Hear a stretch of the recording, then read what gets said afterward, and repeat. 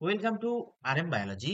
তোমরা প্রত্যেকেই জানো তোমাদের ক্লাস 11 দ্বিতীয় সেমিস্টার কিন্তু উচ্চ মাধ্যমিক পরীক্ষা যেদিন থেকে শুরু হচ্ছে, অর্থাৎ 3 তারিখ থেকে সেদিন থেকেই তোমাদের পরীক্ষা শুরু হবে। আজকের ভিডিওতে আমরা আলোচনা করব বাংলা থেকে বেশ কিছু গুরুত্বপূর্ণ প্রশ্ন যেগুলো তোমাদের সেকেন্ড সেমিস্টার পরীক্ষায় আসতে চলেছে। এই প্রশ্নপত্রটি বা এই সাজেশনটি বানিয়ে দিয়েছেন রাধা মাধব স্যার, অত্যন্ত একজন ভালো স্যার যিনি বাংলা পড়ান। তিনি ব্যস্ত থাকার কারণে তিনি নিজে এটা তোমাদের সঙ্গে শেয়ার করতে পারছেন না, তো আমি তোমাদের সঙ্গে শেয়ার করে নিচ্ছি। তাই ভিডিওটি শেষ পর্যন্ত দেখো এবং অবশ্যই ক্লাস 11 দ্বিতীয় সেমিস্টারের রুটিনটা একবার দেখে নিও। আমি এই ভিডিও ডেসক্রিপশন বক্স ও আই বাটনে লিংক দিয়ে রাখবো। তো চলো শুরু করা যাক। তো সব থেকে প্রথমে আমরা দেখবো তোমাদের প্যাটার্নটা কেমন। এক্ষেত্রে আমরা দেখতে পাবো যে তোমাদের টোটাল, তোমরা প্রত্যেকেই জানো যে বাংলা মোটামুটি 80 নাম্বারের একটা পরীক্ষা হয়, এবং সেক্ষেত্রে যেহেতু ফার্স্ট সেমিস্টারে 40 নাম্বারের পরীক্ষা অলরেডি তোমরা দিয়েছো, তাই এখানে তোমাদেরকে আরো 40 নাম্বারের পরীক্ষা দিতে হবে। সেই 40 নাম্বারের পরীক্ষা, এটা কিন্তু ডেসক্রিপটিভ পেপার। দেখো, prepare by Radha Madhav sir. গল্প থেকে কত থাকবে? গল্প থেকে থাকবে হচ্ছে 5 নম্বর। কবিতা থেকে থাকবে 5 নম্বর। নাটক থেকে 5 নম্বর। পঞ্চতন্ত্র প্রবন্ধ গ্রন্থ থেকে 10 নম্বর। বাংলা শিল্প সাহিত্য সংস্কৃতি ইতিহাস থেকে 5 নম্বর। এবং প্রবন্ধ রচনা থেকে কিন্তু থাকবে 10 নম্বর। এই মিলিয়ে তোমাদের কিন্তু 40 নম্বর হচ্ছে।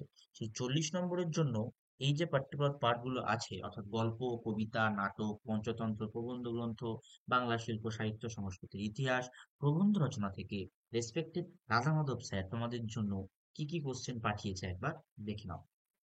সব থেকে প্রথমে ছুটি, রবীন্দ্রনাথ ঠাকুরের লেখা, শ্রদ্ধেয় রবীন্দ্রনাথ ঠাকুর। তো যেখানে আমরা দেখতে পাচ্ছি যে যে প্রশ্নগুলো উনি দিয়েছেন সেগুলো হচ্ছে, ফটিক তার মামাবাড়িতে গিয়ে যে দুরবস্থা হয়েছিল, ছুটি গল্প অবলম্বন আলোচনা করে। সেখানে তিনি 2টো স্টার মার্ক দিয়েছেন। আবার বলছেন অথবাতে ফটিকের চরিত্র সম্পর্কে আলোচনা করে। সেখানে তিনি আবার 3টে স্টার মার্ক দিয়েছেন। ফটিকের মামা হবে, ফটিকের মামার চরিত্র ব্যাখ্যা করো। অথবা ফটিকের মামি ফটিকের উপর ব্যবহার করেছিল, আলোচনা করো। কি ব্যবহার করেছিল? আলোচনা করো। কিছু একটু ভুলভ্রান্তি থাকতেই পারে, যেহেতু বাংলা আমার নয়।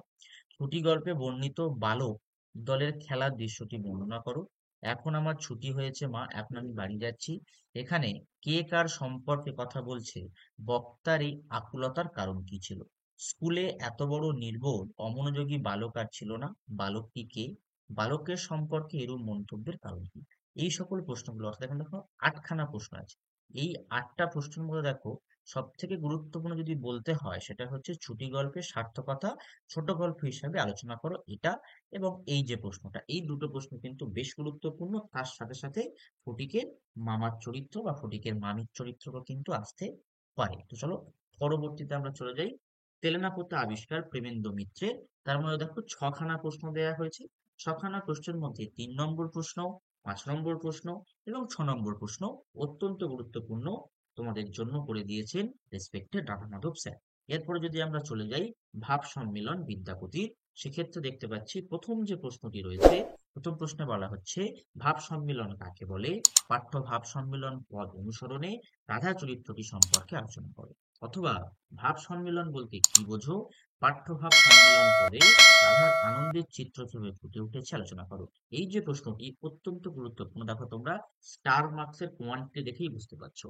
কি কহবরে সখী আনন্দ ওর, বক্তাকে কাকে কথা বলেছে, এরূপ মন্তব্যের কারণ কি? অথবা রাধার আনন্দের কারণ কি ছিল? দেখো, এটাও কিন্তু অনেকগুলো স্টার মার্ক দেওয়া রয়েছে। পাপ সুধাকর যত দুঃখ দিল, পাপ সুধাকর বলতে কি বোঝানো হয়েছে?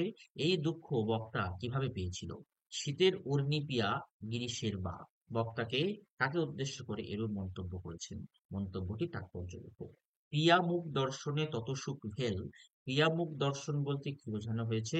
বক্তার মন্তব্যটি ব্যাখ্যা করো। অত্যন্ত একটা গুরুত্বপূর্ণ প্রশ্ন 6 নম্বর প্রশ্নটি। তো তোমরা এগুলো কিন্তু স্ক্রিনশট নিয়ে নিতে পারো। যদি তোমাদের এগুলোর পিডিএফ প্রয়োজন হয় অবশ্যই কমেন্ট বক্সে কমেন্ট করবে, আমি কিন্তু পিডিএফ দিয়ে দেবো। এরপরে যদি আমরা চলে যাই লালন শাহ ফকিরের গান। লালন শাহ, এখানে দেখো 5খানা প্রশ্ন দেওয়া হয়েছে। 5খানা প্রশ্নের মধ্যে 1 নম্বর প্রশ্ন, অর্থাৎ লালন শাহের পরিচয় দাও। পাঠ্য লালন শাহ ফকিরের গান পদ্ধতির মূল বিষয়বস্তু নিজের ভাষায় লেখো। এবং তৃতীয় প্রশ্ন, খ্যাপারে তুই মূল হারাবি। মূল হারাবি বলতে কি বোঝানো হয়েছে? মন্তব্যটি বিশ্লেষণ করো। এবং তারপরে দেখো লালন শাহ ফকিরের গান পদে বাউল সাধনার মানব তত্ত্বের পরিচয় যেভাবে তুলে ধরেছেন তা আলোচনা করো। এই তিনটে প্রশ্ন অত্যন্ত গুরুত্বপূর্ণ হতে চলেছে। এরপরে যদি আমরা চলে যাই, নুন, জয় গোস্বামী, নুন কবিতার মূল বক্তব্য সংক্ষেপে লেখো। তারপরে এই প্রশ্নটা কিন্তু আমাকে বলে দেয়া হয়েছে যে কাঠামো স্যার বলে দিয়েছেন এই প্রশ্নটা অত্যন্ত গুরুত্বপূর্ণ, এখানে আমি স্টার মার্ক করে দিচ্ছি। এরপরে এই প্রশ্নটা, সে অনেক পরের কথা, এটা এবং এটা 1, 3, 5 বেশ গুরুত্বপূর্ণ, 1, 3 এবং 5 গুরুত্বপূর্ণ হতে চলেছে।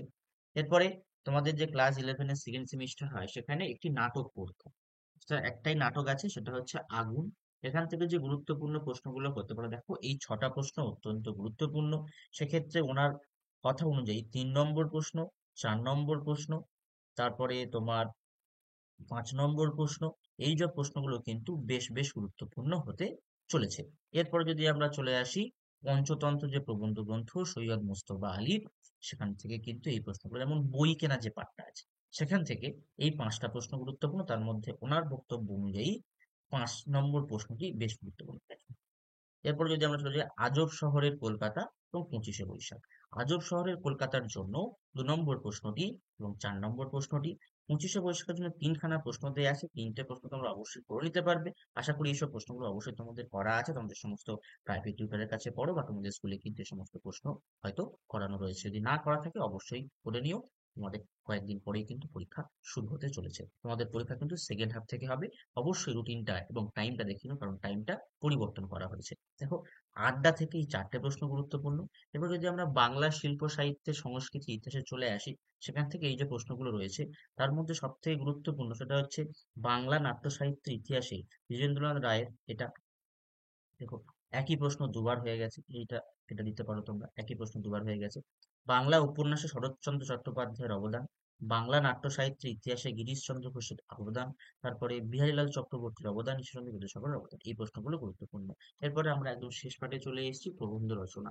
প্রবন্ধ রচনা তোমরা প্রত্যেকেই জানো যে একটা খেলাধুলা থেকে একটা থাকতে পারে এবং বিজ্ঞান থেকে থাকতে পারে, বা এখন ঋতু বৈচিত্র্য থেকে কিন্তু কোশ্চেন দেওয়া হচ্ছে। এই যে 10টা বা 11টা কোশ্চেন এখানে দেওয়া রয়েছে, তোমরা বিজ্ঞান রিলেটেড যে কোনো একটা করে রেখো, অবশ্যই একটা কমন পেয়ে যেতে পারো। তো আজকের ভিডিওটি এই পর্যন্ত।